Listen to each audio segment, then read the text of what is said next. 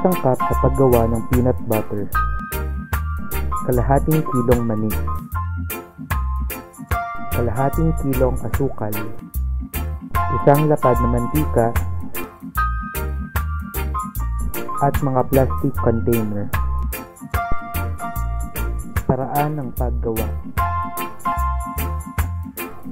maglagay ng mantika sa kawali. Ilagay ang mani at iprito. Haluin upang hindi masunog.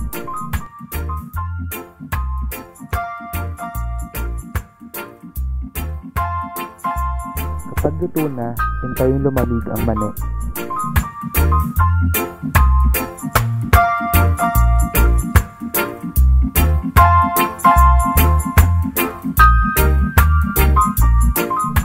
Kapag malamig na ang mani, ihalo ang kalahating kilong asukal at ang natitira pang mantika.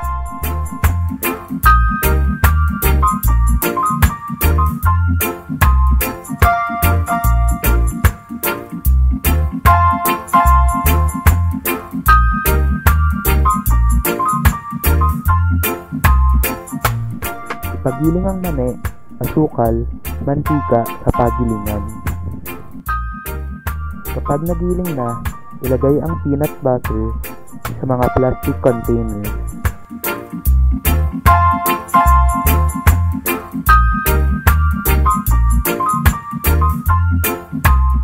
Ready na ang homemade peanut butter.